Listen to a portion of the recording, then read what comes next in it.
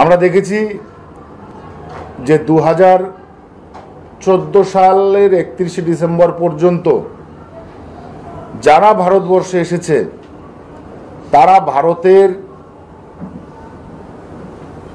নাগরিক হতে পারবে সিএএ সিটিজেনশিপ অ্যামেন্ডমেন্ট অ্যাপ্লাইয়ের মাধ্যমে। এবং পরবর্তীতে গৃহ মন্ত্রণালয় 2024 সালের 31শে ডিসেম্বর পর্যন্ত ভারতে যারা এসছে তাদের কাউকে ভারতবর্ষ থেকে ডিপোর্ট করা যাবে না, প্রত্যেকটা স্টেটকে সেইভাবেই নোটিফিকেশান করা হয়েছে এবং তাদের জানানো হয়েছে যে কোনো ব্যক্তিকে ভারতবর্ষ থেকে বিতাড়িত করা যাবে না।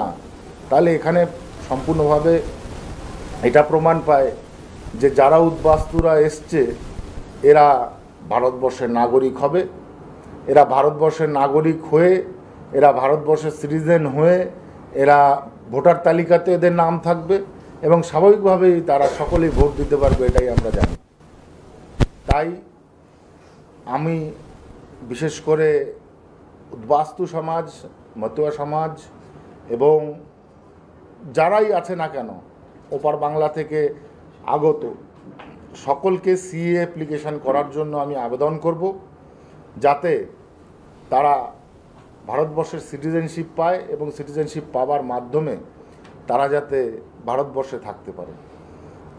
একটা বিষয় খুব বলা খুব প্রয়োজন, সেটা হচ্ছে যে 55 সালের পাসপোর্ট অ্যাক্ট আইন থেকে 1 জুলাই 1987 সাল পর্যন্ত সশরীরে আগত যে সমস্ত মানুষরা আছেন ওপার বাংলা থেকে এসছে তাদের যারা সন্তান আছে, সন্তানাদি, তাদের কিন্তু সিটিজেনশিপ অ্যাপ্লিকেশন করতে হবে না।